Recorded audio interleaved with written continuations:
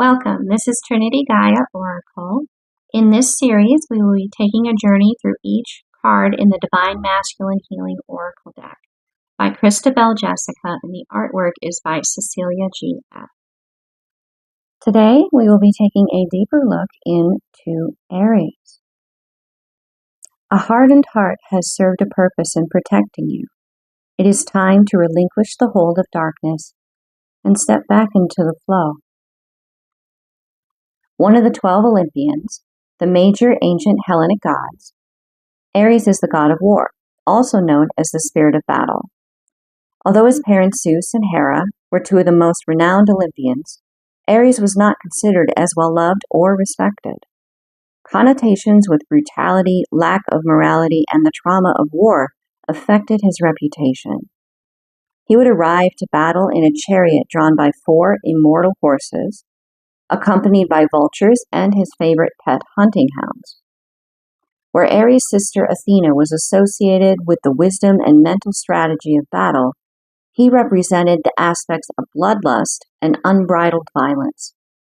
Ares began a long-spanning love affair with Aphrodite while she was married to Hephaestus. Together with Aphrodite, Ares fathered 4 children. Ares' message. Long ago, a part of the divine masculine's heart went to war and has yet to return. Traumas and behavior patterns that develop collectively can claw in so severely that they become the new norm for generations to come.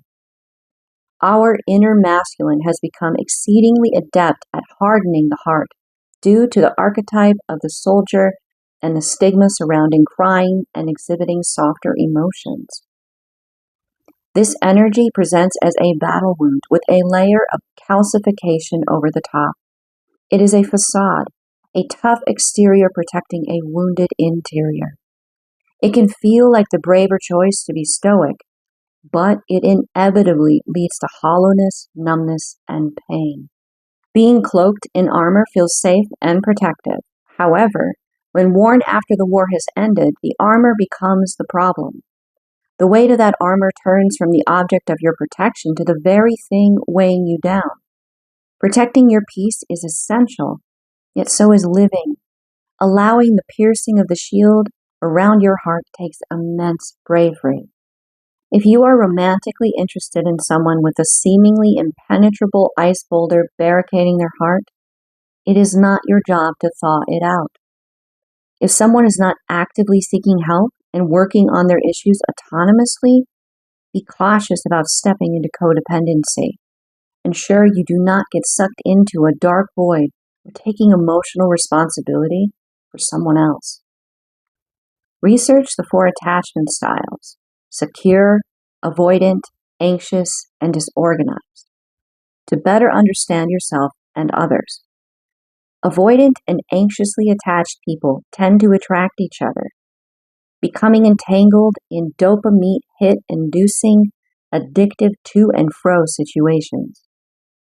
Working on the root causes and subsequent behavior patterns linked to your attachment style will help you develop a secure attachment and an open yet discerning heart. Sometimes, the only way to survive hardship is to harden the heart for protection. Nonetheless, once the hardship is over, it no longer serves to be in protection mode. Seek assistance from mentors to help you melt the ice keeping you from being vulnerable. You deserve to experience life from an open-hearted vantage point. Moving into reading the Aries card in this oracle deck. Looking at him in this image, there is so much information here. Incredibly skilled in battle. You would not want Aries as your enemy. Very efficient, single-minded focus. Once he sets his mind to something on the battlefield, nothing stops him. He's like almost a juggernaut in the essence that he'll keep going and going and going and going. Not so much that he continues to build momentum, but that he will not stop. He's relentless. Being the god of war, he's incredibly knowledgeable of all the ways to actually enact it, to be that ultimate warrior, the ultimate soldier. And to be in that space, that representation, there's not much room for processing what he's doing, what he's living, what he's enacting. So he has had to shut down that part of him to build a calcification, a bony outer sphere around his heart, his feelings, his emotions, in order to get from point A to point B with that relentless focus of getting from point A to point B, achieving said goal in war, winning that war. This card is definitely the Nine of Wands card in the tarot.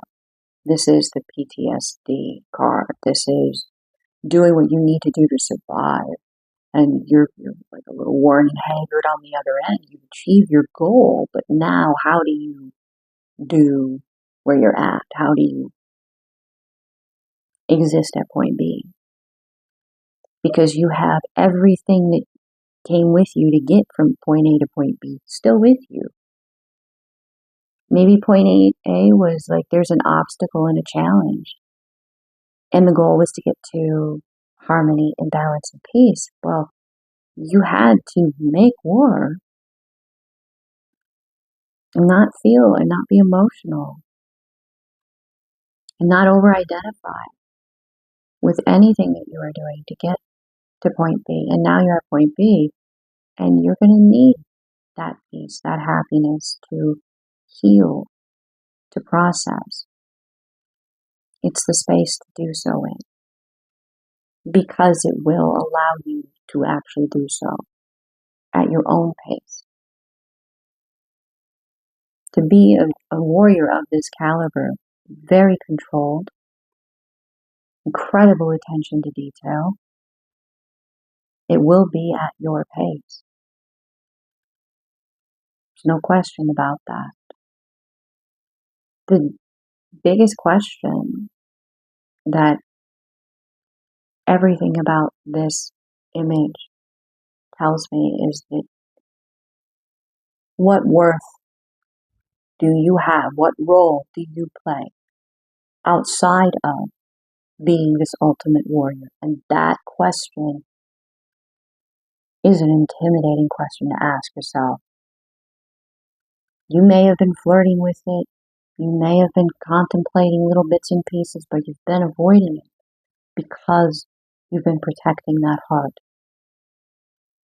Because your fear may be that you don't know who you are when you're not this warrior.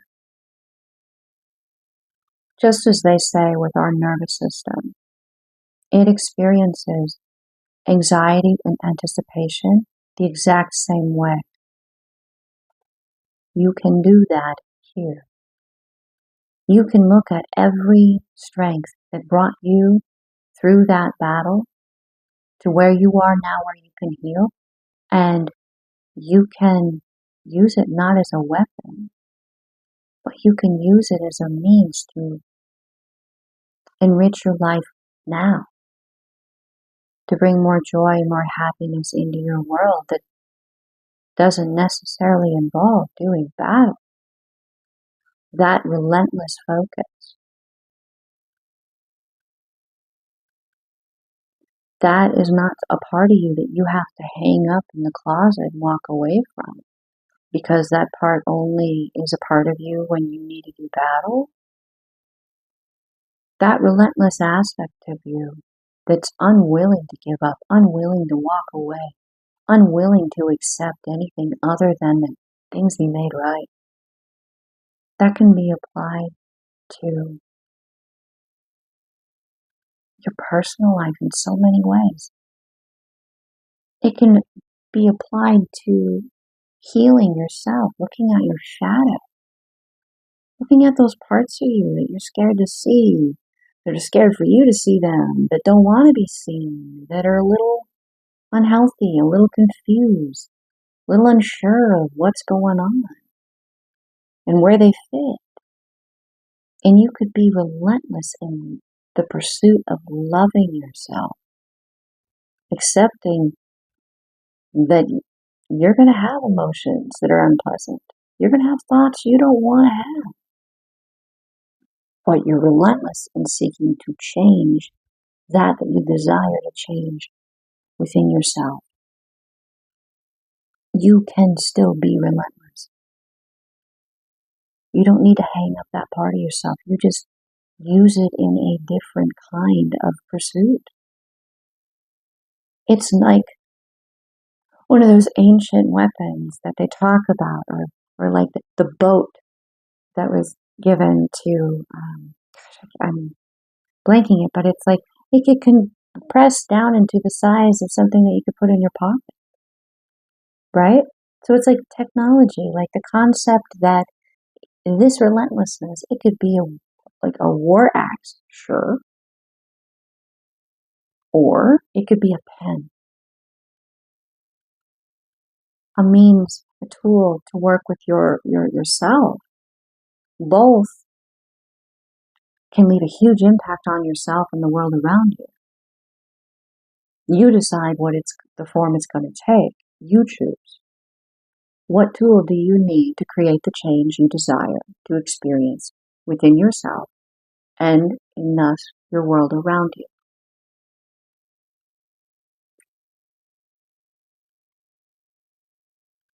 Instead of feeling the fear of it, I invite you to have this anticipation of discovering yourself. You know that you're capable of defending yourself. There's no question about that. But there's a whole world inside of you that you've not been able to know or experience. And yes, it may be a bit loud at first, and it may have its moments where it's intense. But you know how to work with yourself, especially if you focus that relentlessness to achieving your goals. Be it in war or battle, this is a different kind of that. It's more of the battle of knowing thyself, healing yourself, allowing yourself to know that you accept you. And once you accept yourself, even if you don't like some things about what you're experiencing, by accepting it, you can then change it. It's like seeing that there are 3 tiles and one of them is green and 2 of them are blue, and you want 3 blue. Okay, well, you have to accept that initially there's 2 blue and 1 green. Okay, well, let's take that 1 green and let's see if we can go get ourselves another blue. You accept the state of what is.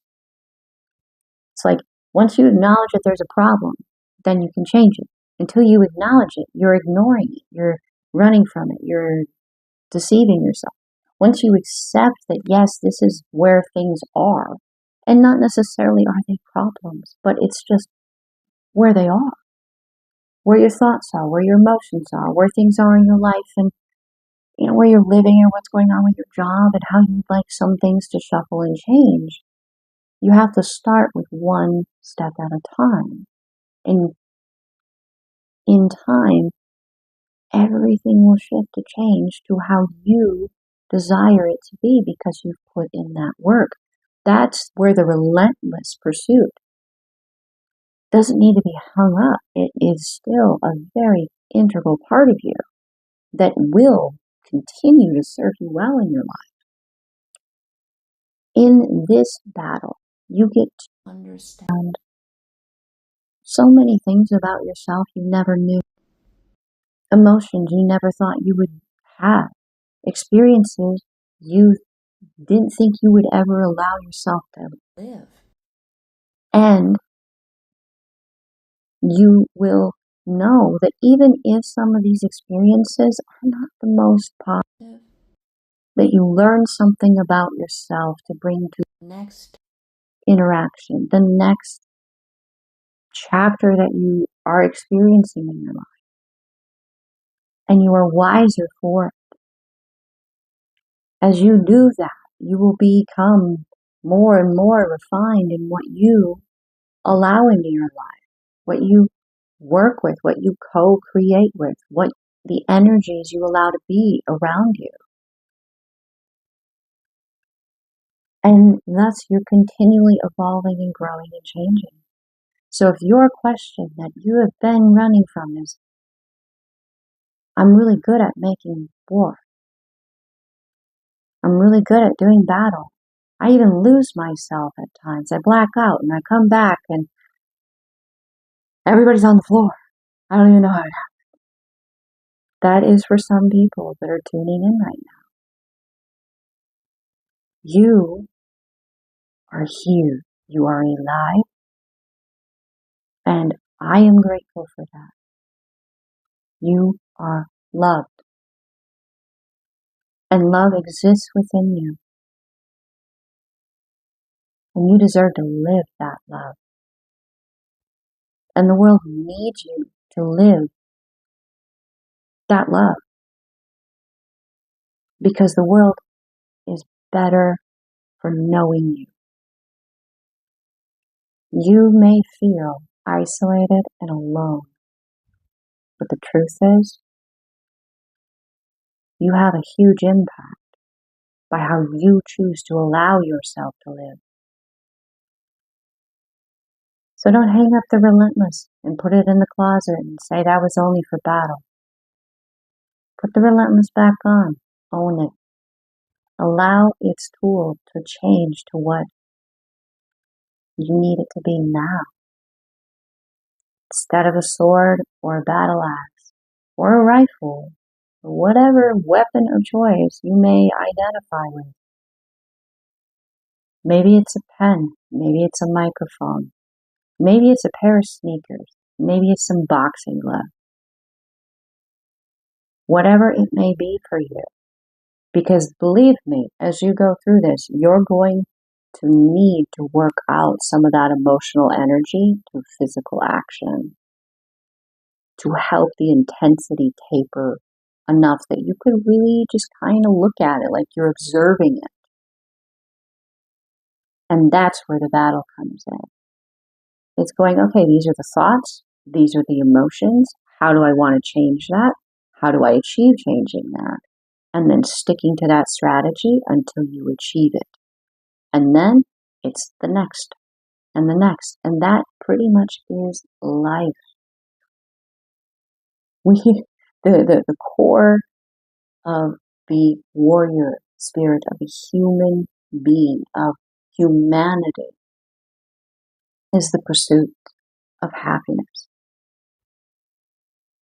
You're here, you're alive, you've survived, and you have the opportunity to continue to seek being happy. And you are the caliber of warrior that will do that, especially once the challenge is issued.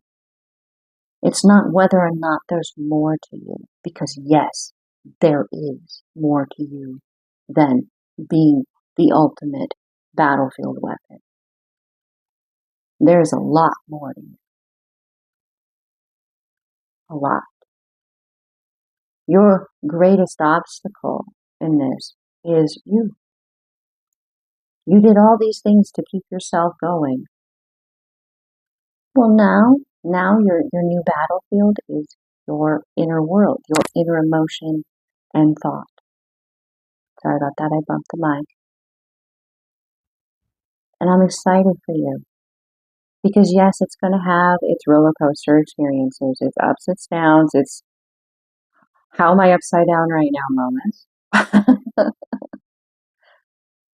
But I'm going to tell you this. It's one heck of a ride and you will not regret it. Especially not when you look back on where you were possibly in this moment. Hearing these questions, hearing these statements, feeling the truth in them come through for you. And you look back, when you have your first moment of actual peace, of happiness, however that may be in that moment, when you have that moment where you go, wow, remember when? And you'll be like, I've come far. And you have so much support in the spiritual aspect of things. All your ancestors. And by ancestors, I mean your mother learned from her mother. Your father learned from her father. Oh, your father learned from his father. And like just all of that. Everyone that, like, it takes a village to raise a child, right? That concept. And then you apply it to generations. You have so much wisdom in you that has been passed to you. You're not alone. You do have your higher self coming through right now to reach you here and now. And your higher self is your future self, but living your highest timeline. And that version of you is going, hey, it's possible. There's an answer here. There's a question here. This is your invitation to put your feet on that path. Here is your invitation. And you're not going to walk it alone. Because you know, if you're being reached in this way right now, you'll be working with energies just like that will help you find your way to that highest timeline version of your future self. Because the future you wants to continue to be where they are. And it's possible. And they're capable. You're very, very powerful to be able to be doing it. You are very talented. You are very rich in love and light. No one will mistake that you do have a very sharp, honed battle aspect to you that is capable of wielding both polarities because you're balanced. That higher self, that highest timeline in future you is very balanced. So all of that is reaching to you in this moment and will continue to do so. The divine within me honors the divine within you. Namaste.